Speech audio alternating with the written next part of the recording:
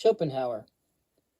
Why did the first half of the 19th century lift up as voices of the age a group of pessimistic poets in England, in France, in Germany, in Italy, in Russia, a group of pessimistic composers, Schubert, Schumann, Chopin, and even the later Beethoven, a pessimist trying to convince himself that he is an optimist, and above all, a profoundly pessimistic philosopher, author Schopenhauer. That great anthology of woe, The World is Will and Idea, appeared in 1818.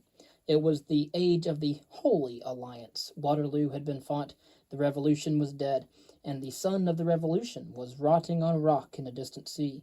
Something of Schopenhauer's apotheosis of will was due to that magnificent and bloody apparition of the will made flesh in the little Corsican, and something of his despair of life came from the pathetic distance of St. Helena.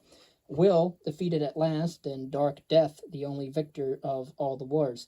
The Bourbons were restored, the feudal barons were returning to claim their lands, and the pacific idealism of Alexander had unwittingly mothered a league for the suppression of progress everywhere. The Great War was over. "I thank God," said Goethe, "that I am not young in so thoroughly finished a world." All Europe lay prostrate. Millions of strong men had perished. Millions of acres of land had been neglected or laid waste. Everywhere on the continent, life had to begin again at the bottom to recover painfully and slowly the civilizing economic surplus that had been swallowed up in war.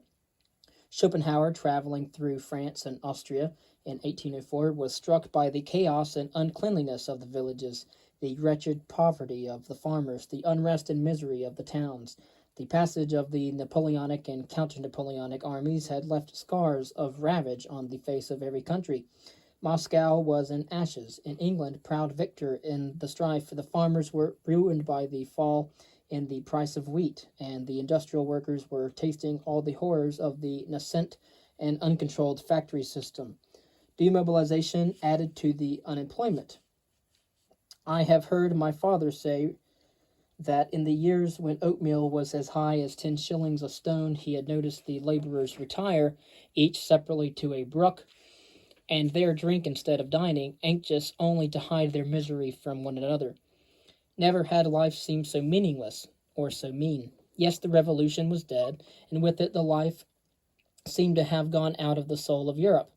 The new heaven called Utopia, whose glamour had relieved the twilight of the gods, had receded into a dim future where only young eyes could see it.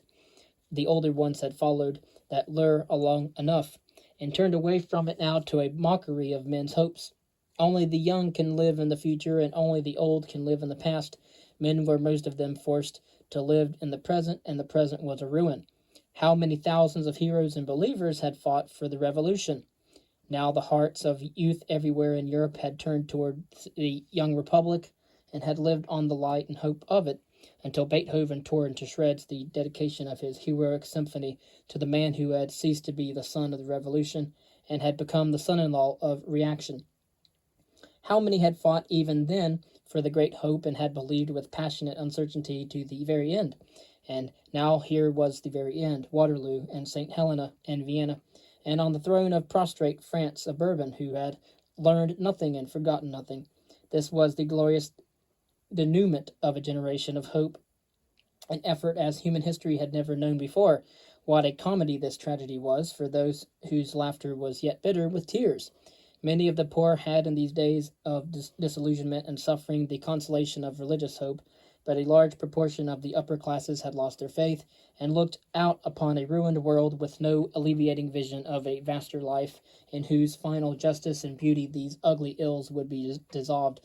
And in truth, it was hard enough to believe that such a story of such a sorry planet as men saw it in 1818 was held up in the hand of an intelligent and benevolent God. Mephistopheles had triumphed, and every Faust was in despair. Voltaire had sown the whirlwind, and Schopenhauer was to reap the harvest. Seldom had the problem of evil been flung so vividly and insistently into the face of philosophy and religion. Every martial grave from Moscow and the pyramids lifted a mute interrogation to the indifferent stars. How long, O Lord, and why was this almost universal calamity of the vengeance of a just God on the age of reason and unbelief? Was it a call to the penitent intellect to bend before the ancient virtues of faith, hope, and charity? So Schlegel thought, and Novalis, and de Musset, and Wordsworth, and they they turned back to the old faith like wasted prodigals, happy to be home again. But some others made harsher answer, that the chaos of Europe best reflected the chaos of the universe, that there was no divine order after all, nor any heavenly hope, that God, if God there was blind and evil, and a brooder over the face of the earth. So Schopenhauer was born at Danzig on February the 22nd, 1788. His father was a merchant noted for ability, not temper, independence of character, and love of liberty. He moved from Danzig to Hamburg when Arthur was 5 years old because Danzig lost its freedom in the annexation of Poland in 1793.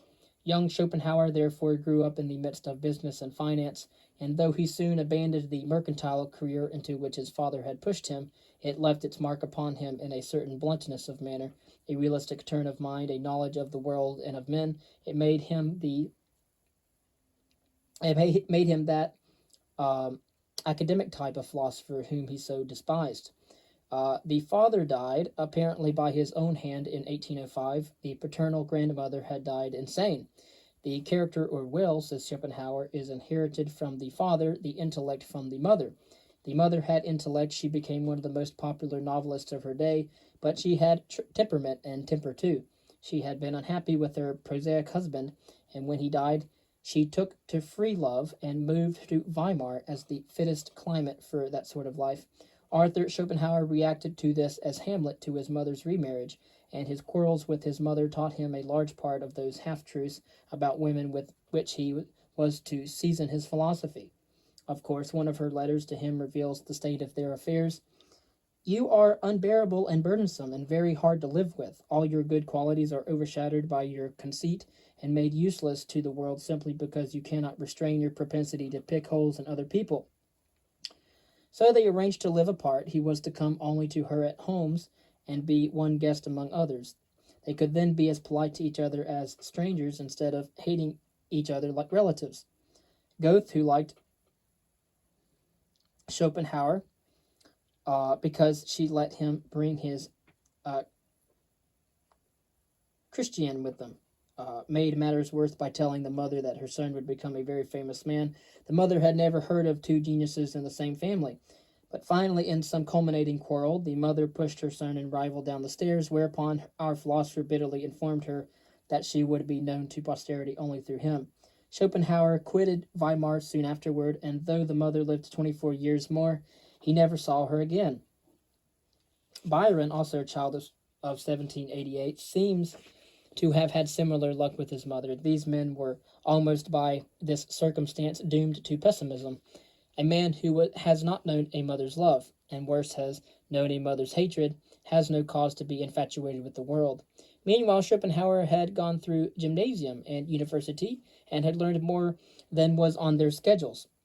He had his fling at love and the world, with results that affected his character and his philosophy. He became gloomy, cynical, and suspicious. He was obsessed with fears and evil fancies. He kept his pipes under lock and key, and never trusted his neck to a barber's razor. And he slept with loaded pistols at his bedside, presumably for the convenience of the burglar. He could not bear noise. I have long held the opinion, he writes, that the amount of noise which anyone can bear undisturbed stands in inverse proportion to his mental capacity, and may therefore be regarded as a pretty fair measure of it. Noise is a torture to all intellectual people. The superabundant display of vitality, which takes the form of knocking, hammering, and tumbling things about, has proved a daily torment to me all my life long. He had almost a paranoid sense of unrecognized greatness. His missing success and fame he turned within a gnawed at his own soul. He had no mother, no wife, no child, no family, no country. He was absolutely alone with not a single friend, and between one and none there lies an infinity. Even more than Goethe, he was immune to the nationalistic fevers of his age. In 1813, he so far fell under the sway of fixed enthusiasm for a war of liberation against Napoleon that he thought of volunteering and actually bought a set of arms. But prudence seized him in time. He argued that Napoleon gave, after all, only concentrated and untrammeled utterance to that self assertion and lust for more life which weaker mortals feel must perforce disguise. Instead of going to war, he went to the country and wrote a doctor's thesis in philosophy. After his dissertation on the fourfold root of sufficient reason in 1813, Schopenhauer gave all his time and devoted all his power to the work which was to be his masterpiece, The World as Will and Idea. He sent the manuscript to the publisher, magna cum laude. Here, he said, was no mere rehash of old ideas, but a highly coherent structure of original thought, clearly intelligible, vigorous, and not without beauty, a book which would hereafter to be the source and occasion of 100 other books, all of which was outrageously egotistic and absolutely true. Many years Schopenhauer was so sure of having solved the chief problems of philosophy that he thought of having his signet ring carved with an image of the Sphinx throwing herself down the abyss, as she had promised to do on having her riddles answered. Nevertheless, the book attracted hardly any attention. The world was too poor and exhausted to read about its poverty and exhaustion. 16 years after its publication, Schopenhauer was informed that the greater part of the edition had been sold as waste paper. In his essay on fame and the wisdom of life, he quotes with evident allusion to his masterpiece two remarks. Works like this are as a mirror. If an ass looks in you, cannot expect an angel to look out. And when a head and a book come into collision, and one sounds hollow, it is always the book. Is it always the book? Schopenhauer goes on with the voice of wounded vanity. The more a man belongs to posterity, in other words, to humanity in general, so much the more is he an alien to his contemporaries, for since his work is not meant for them as such, but only insofar as they form part of mankind at large, there is none of that familiar local color about his productions which would appeal to them. And then he becomes as eloquent as the fox in the fable. Would a musician feel flattered by the loud applause of an audience if he knew that they were nearly all deaf, and that to conceal their infirmity he saw one or two persons applauding? And what would he say if he discovered that those one or two persons had often taken bribes to secure the loudest applause for the poorest player? In some men, egotism is a compensation for the absence of fame, in others, egotism lends a generous corroboration to its presence. So completely did Schopenhauer put himself into his book that his latter works are but commentaries on it. He became Talmudist to his own Torah, exegete to his own Jeremiads. In 1836, he published an essay on the will and nature, which was to some degree incorporated into the enlarged edition of The World as Will and Idea, which appeared in 1844. In 1841 came The Two Ground Problems of Ethics, and in 1851, two substantial volumes, Paraga et Parlia Pomena, literally byproducts and leavings, which have been translated into English as the Essays. For this, the most readable of his works and replete with wisdom and wit, Schopenhauer received as his total remuneration 10 free copies. Optimism is difficult under such circumstances. Only one adventure disturbed the monotony of his studious seclusion. After leaving Weimar, he had hoped for a chance to present his philosophy at one of the great universities of Germany. The chance came in 1822 when he was invited to Berlin as private docent.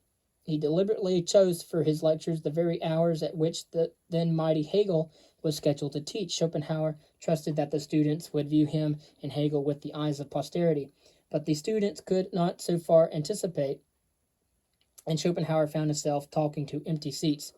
He resigned and revenged himself by those bitter diatribes against Hegel, which mar the latter editions of his work. In 1831, a cholera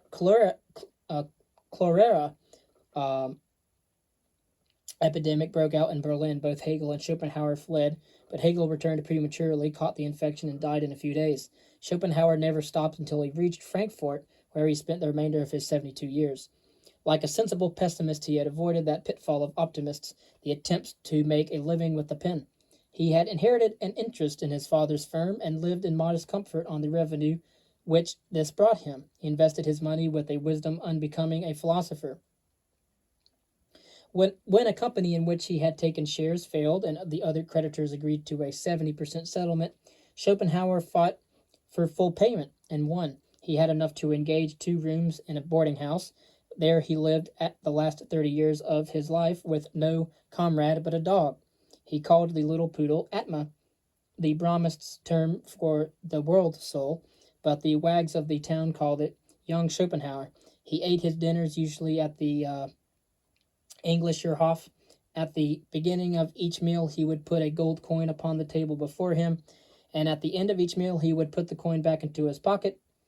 It was no doubt an indignant waiter who at last asked him the meaning of this invariable ceremony. Schopenhauer answered that it was his silent wager to drop the coin into the poor box on the first day that the English officers dining there should talk of anything else than horses, women, or dogs. The universities ignored him in his books, as if to substantiate his claim that all advances in philosophy are made outside of academic walls. Nothing, says Nietzsche, so offended the German savants as Schopenhauer's unlikeness to them. But he had learned some patience. He was confident that, however belated, recognition would come, and at last, slowly, it came. Men of the middle classes, lawyers, physicians, merchants, found in him a philosopher who offered them no mere pretentious jargon of metaphysical unrealities, but an intelligible survey of the phenomena of actual life. A Europe disillusioned with the ideals and efforts of 1848 turned almost with the acclamation to this philosophy that had voiced the despair of 1815. The attack of science upon theology, the socialist indictment of poverty and war, the biological stress on the struggle for existence, all these factors helped to lift Schopenhauer finally to fame. He was not too old to enjoy his popularity. He read with avidity all the articles that appeared about him. He asked his friends to send him every bit of printed comment they could find. He would pay the postage. In 1854, Wagner sent him a copy of his work with a word in appreciation of Schopenhauer's philosophy of music. So the great pessimist became almost an optimist in his old age. He played the flute assiduously after dinner and thanked time for ridding him of the fires of youth. People came from all over the world to see him, and on his 70th birthday in 1858, congratulations poured in upon him from all quarters and every continent. It was not too soon. He had but 2 more years to live. On September the 21st of 1860, he sat down alone to breakfast, apparently well. An hour later, his landlady found him still seated at the table, dead. What strikes the reader, at once upon opening the world as will and idea, is its style. Here is no Chinese puzzle of Kantian terminology, no Hegelian obfuscation, no Spinozist geometry. Everything is clarity and order, and all is admirably centered about the leading conception of the world as will, and therefore strife, and therefore misery. What blunt honesty, what refreshing vigor, what uncompromising directness! Where his predecessors are abstract to the point of invisibility, with theories that give out few windows of illustration upon the actual world, Schopenhauer, like the son of a businessman, is rich in the concrete, in examples, in applications, even in humor. After Kant, humor in philosophy was a startling innovation. But why was the book rejected? Partly because it attacked just those who could have given it publicity, the university teachers. Hegel was philosophic dictator of Germany in 1818, yet Schopenhauer loses no time in assailing him. In the preface to the second edition, he writes, "No time can be more unfavorable to philosophy than in which it is shamefully misused on the one hand to further political objects, on the other as a means of livelihood. Is there then nothing to oppose the maxim primum vivere dende philosopheri? These gentlemen desire to live, and indeed to live by philosophy. To philosophy they are assigned with their wives and children. The rule, I sing the song of him whose bread I eat, has always held good. The making of money by philosophy was regarded by the ancients as the characteristic of the sophists. Nothing is to be had for gold but mediocrity. It is impossible that an age which for 20 years has applauded a Hegel, that intellectual Caliban, as the greatest of the philosophers, could make him who has looked on at that desirous of its approbation.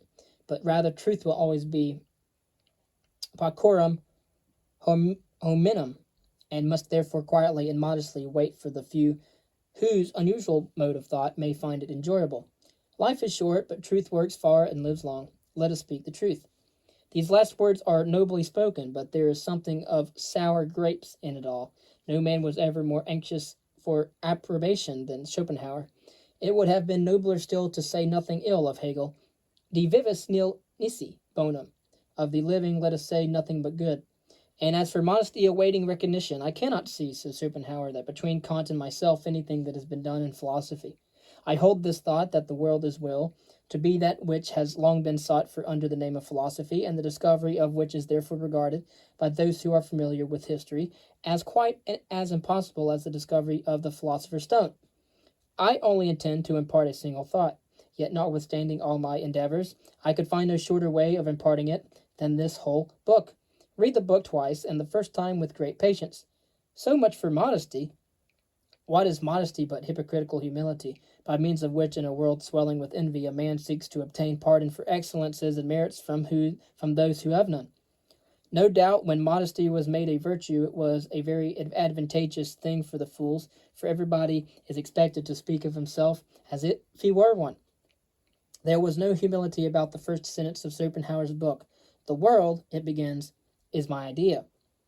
When Fichte had uttered a similar proposition, even the metaphysically sophisticated Germans had asked, "What does his wife say about this?" But Schopenhauer had no wife. His meaning, of course, was simple enough. He wished to accept at the outside the Kantian position that the external world is known to us only through our sensations and ideas. There follows an exposition of idealism which is clear and forceful enough, but which constitutes the least original part of the book, and might better have come last than first. The world took a generation to discover Schopenhauer because he put his worst foot forward and hid his own thought behind a 200-page barrier of second-hand idealism.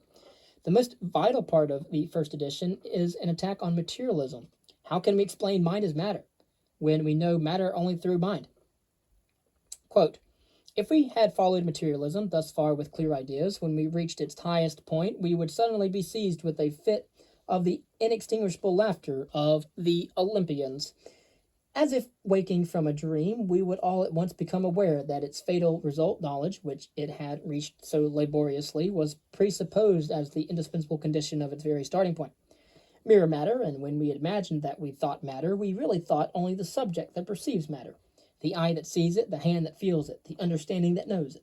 Thus the tremendous petitio principii reveals itself unexpectedly, for suddenly the last link is seen to be the starting point, the chain of a circle, and the materialist is like Baron Munchausen, who, then swimming on horseback, drew the horse into the air with his legs, and himself by his feet.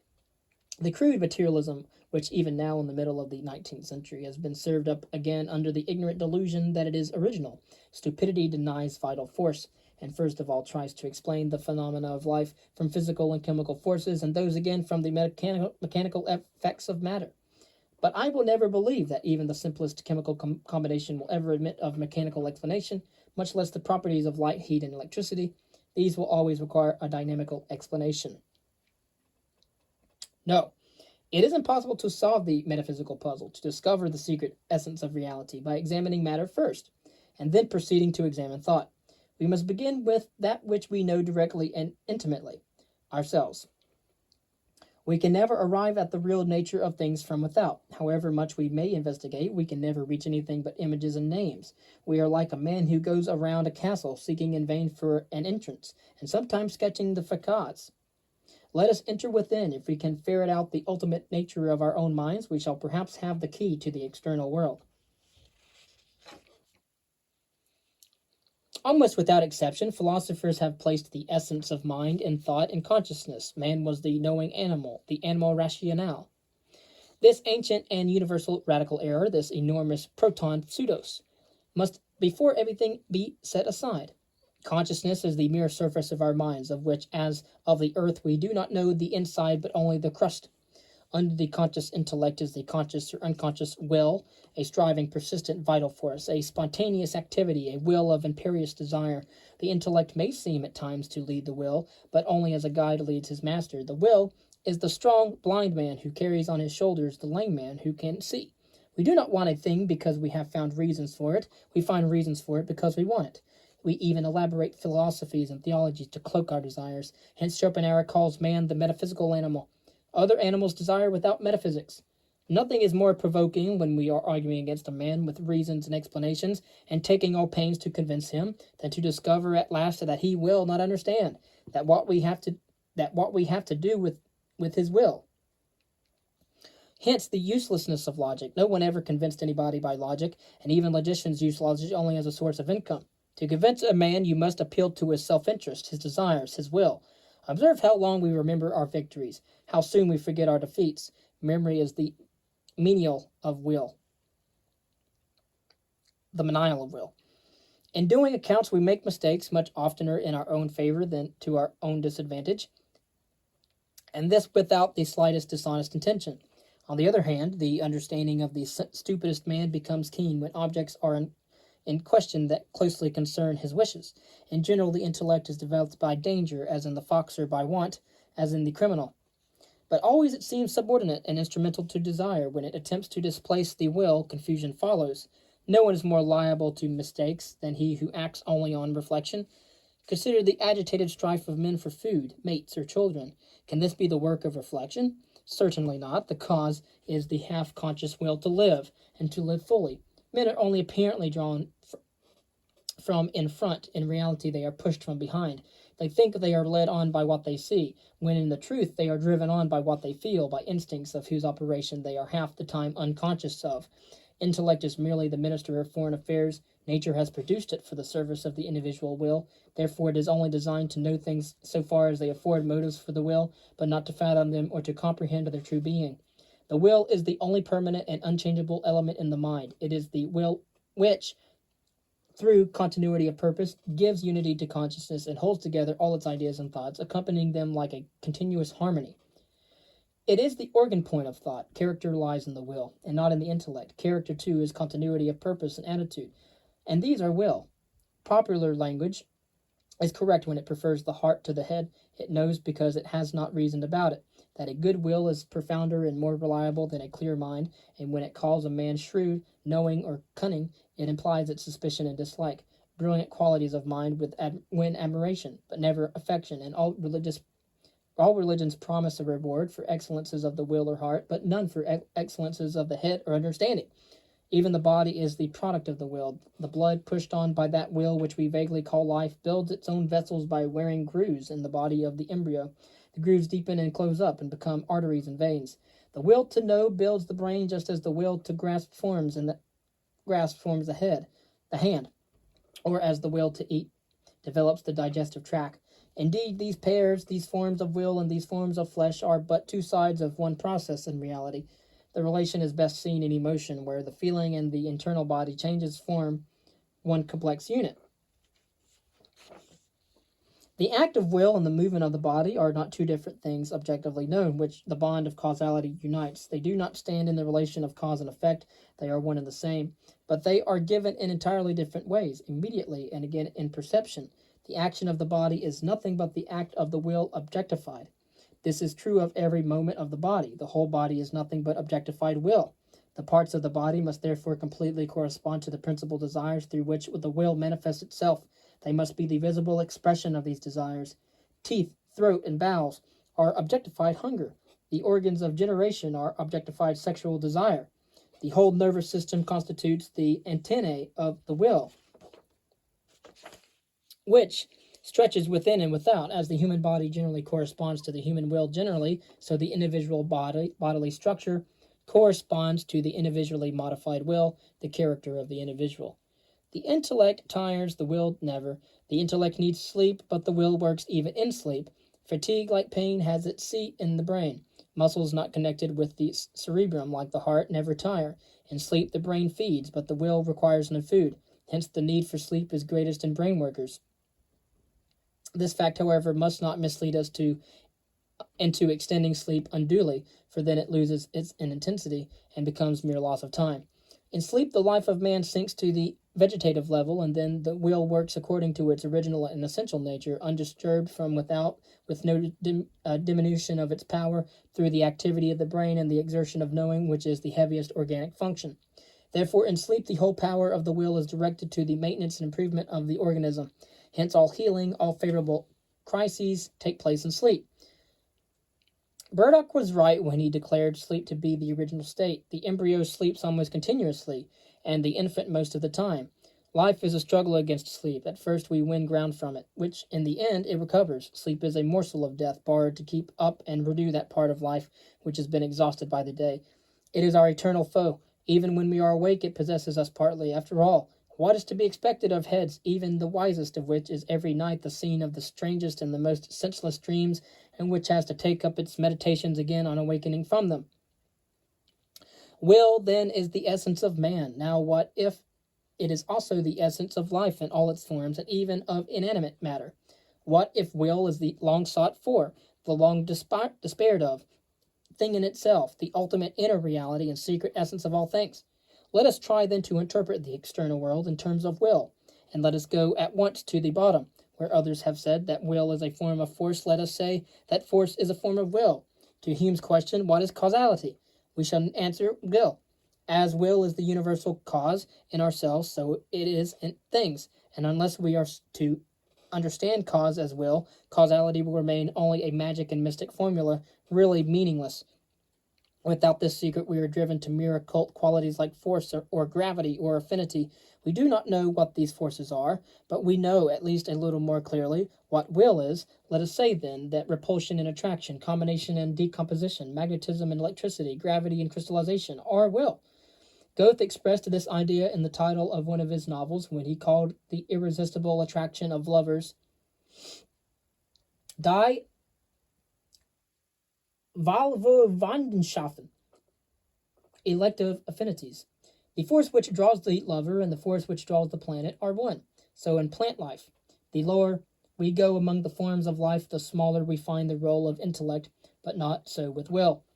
That which in us pursues its ends by the light of knowledge, but here only strives blindly and dumbly in a one-sided and unchangeable manner, yet must in both cases come under the name of will. Unconsciousness is the original and natural condition of all things, and therefore also the basis from which in particular species of beings consciousness results as their highest efflorescence. Wherefore even then unconsciousness always continued to predominate. Accordingly, most existences are without consciousness, but yet they act according to the laws of their nature, i.e., of their will. Plants have at most a very weak analogue of consciousness, the lowest species of animals only the dawn of it. But even after it has ascended through the whole series of animals to man and his reason, the unconsciousness of plants from which it started still remains the foundation and may be traced in the necessity for sleep. Aristotle was right.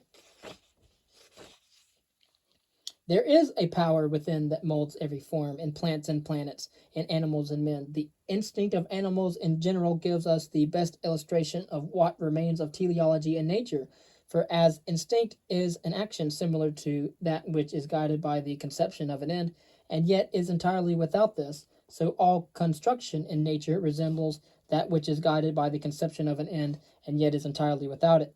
The marvelous mechanical skill of animals shows how prior the will is to the intellect. An elephant which had been led through Europe and had crossed hundreds of bridges refused to advance upon a weak bridge, though it had seen many horses and men crossing it. A young dog fears to jump down from the table. It foresees the effect of the fall not by reasoning, for it has no experience of such a fall, but by instinct.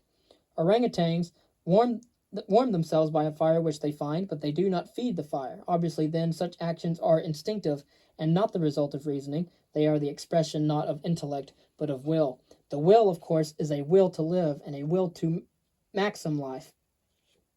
How dear life is to all living things.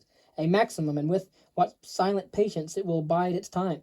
For thousands of years, galvanism slumbered in copper and zinc, and they lay quietly beside silver, which must be consumed in flame as soon as all three are brought together under the required conditions. Even in the organic kingdom we see a dry seed preserve the slumbering force of life through 3,000 years, and then when at last the favorable circumstances occur, grow up as a plant. Living toads found in limestone lead to the conclusion that even animal life is capable of suspension for thousands of years.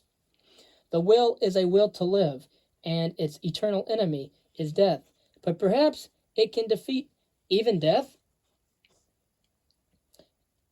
It can by the strategy and martyrdom of reproduction. Every normal organism hastens at maturity to sacrifice itself to the task of reproduction, from the spider who is eaten up by the female he has just fertilized, or the wasp that devotes itself to gathering food for offspring it will never see, to the man who wears himself to ruin in the effort to feed and clothe and educate his children. Reproduction is the ultimate purpose of every organism and its strongest instinct, for only so can the will conquer death. And to ensure this conquest of death, the will to reproduce is placed almost entirely beyond control of knowledge or reflection. Even a philosopher occasionally has children. The will shows itself here as independent of knowledge and works blindly as an unconscious nature. Accordingly, the reproductive organs are properly the focus of will and form the opposite pole of the brain, which is the representative of knowledge.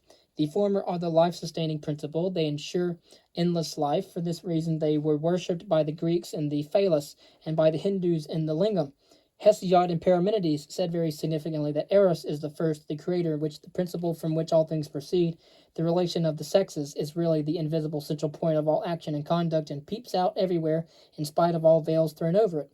It is the cause of war and the end of peace, the basis of what is serious and the aim of the jest, the inexhaustible source of wit, the key of all illusions, and the meaning of all mysterious hints. We see it at every moment seat itself as the true and hereditary lord of the world, out of the fullness of its own strength upon the ancestral throne, and looking down thence with scornful glance, laugh at the preparations made to bind it, or imprison it, or at least limit it, and wherever possible to keep it concealed, and even so to master it, that it shall only appear as the subordinate, secondary concern of life. The metaphysics of love revolves about this subordination of the father to the mother, of the parent to the child, of the individual to the species. And first, the law of sexual attraction is that the choice of mate is to a large extent determined, however unconsciously, by mutual fitness to procreate. Each seeks a mate that will neutralize his effects. Lest they be inherited, a physically weak man will seek a strong woman. Each one will especially regard as beautiful in another individual those perfections which he himself lacks, nay, even those imperfections which are the opposite of his own. The physical qualities of two individuals can be such that for the purpose of restoring, as far as possible, the type of the species, the one is quite specially and perfectly the completion and supplement of the other, which therefore desires is exclusively the profound consciousness with which we consider and ponder every part of the body, the critical scrupulousity with which we look at a woman who begins to please us. The individual here acts without knowing it, by order of something higher than him or himself. Even individual loses attraction for the opposite sex in proportion as he or she is removed from the fittest period for begetting or conceiving. Youth without beauty has still always attraction. Beauty without youth has none. That in every case of falling in love, what alone is looked to is the production of an individual of a definite nature, is primarily confirmed by the fact that the essential matter is not the reciprocation of love, but possession.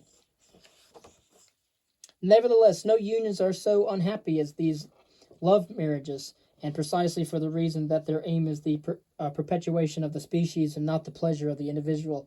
He who marries from love must live in sorrow. Half of the literature of the marriage problem is stultified because it thinks of marriage as mating instead of thinking of it as an arrangement for the preservation of the race.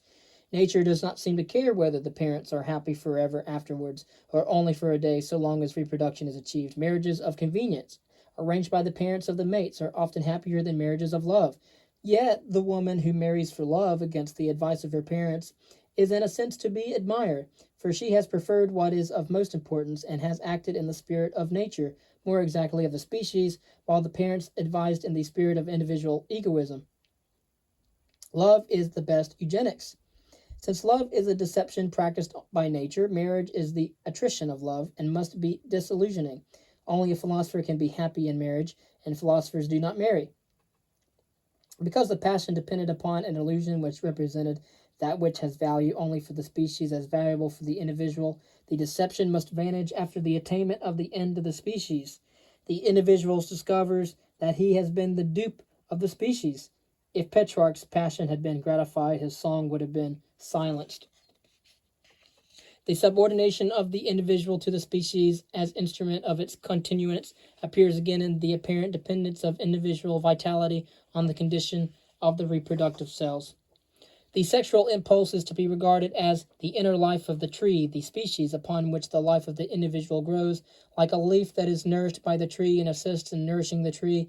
This is why that impulse is so strong and springs from the depths of our nature.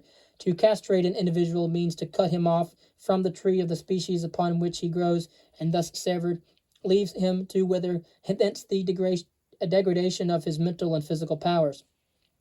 That the service of the species, i.e., fecundation, is followed in the case of every animal individual by momentary exhaustion and debility of all the powers, and in the case of most insects, indeed, by speedily death, on account of which Celsus said, Seminis emisso est partis anime jactura, that in the case of man, the extinction of the generative power shows that the individual approaches death, that excessive use of this power at every age shortens life, while on the other hand, temperance in this respect increases all the powers, and especially the muscular powers, on which account it was part of the training of the Greek athletes that the same restraint lengthens the life of the insect even to the following spring. All this points to the fact that the life of the individual is at bottom only borrowed from that of the species. Procreation is the highest point, and after attaining to it, the life of the first individual quickly or slowly sinks, while a new life ensures to nature the endurance of the species and repeats the same phenomena. Thus, the alteration of death and reproduction as is the pulse beat of the species. Death is for the species what sleep is for the individual. This is nature's great doctrine of immortality for the whole world with all its phenomena, is the objectivity of the one indivisible will, the idea, which is related to all other ideas, as harmony is related to the single voice. In Eckermann's Conversations with Goethe, Goethe says, our spirit is a being of nature quite indestructible, and its activity continues from eternity to eternity. It is like the sun, which seems to set only to our earthly eyes, but which in reality never sets, but shines on unceasingly. Goethe has taken the simile from me, not I from him. Only in space and time do we seem to be separate beings. They constitute the principle of individuation, which divides life into distinct organisms as appearing in different places or periods. Space and time are the veil of Maya, illusion hiding the unity of things. In reality, there is only the species, only life, only will. To understand clearly that the individual is only the phenomenon, not the thing in itself, to see in the constant change of matter the fixed permanence of form. This is the essence of philosophy. The motto of history should run that the more things change, the more they remain the same. He to whom men and all things have not at all times appeared as mere phantoms or illusions has no capacity for philosophy. The true philosophy of history lies in perceiving that in all the endless changes and motley complexity of events, it is only the self-same unchangeable being that is before us, which today pursues the same ends as it did yesterday and ever will. The historical philosopher has accordingly to recognize the identical character in all events, and in spite of all the variety of special circumstances of costumes and manners and customs, has to see everywhere the same humanity. To have read Herodotus is, from a philosophical point of view, to have studied enough history. Throughout and everywhere, the true symbol of nature is the circle, because it is the schema or type of recurrence. We like to believe that all history is a halting and imperfect preparation for the magnificent era of which we are the salt and summit, but this notion of progress is merely conceit and folly. In general, the wise in all ages have always said the same things, and the fools, who at all times form the immense majority, have in their way to acted alike and done the opposite, and so it will continue. For as Voltaire says, we shall leave the world as foolish and wicked as we found it. In the light of all this, we get a new and grimmer sense of the inescapable reality of determinism. Spinoza says in his 62nd epistle that if a stone which has been projected through the air and had consciousness, it would believe that it was moving of its own free will. I add to this only that the stone would be right. The impulse given, it is for the stone what the motive is for me, and what in the stone appears as cohesion, gravitation, rigidity, is in its inner nature the same as which I recognize in myself as well. and what the stone also, if knowledge were given to it, would recognize as will. But in neither the stone nor the philosopher is the will free. As a, will as a whole is free, for there is no other will beside it that could limit it, but each part of the universal will, each species, each organism, each organ is irrevocably determined by the whole. Everyone believes himself a priori to be perfectly free, even in his individual actions, and thinks that at every moment he can commence another manner of life, which just means that he can become another person.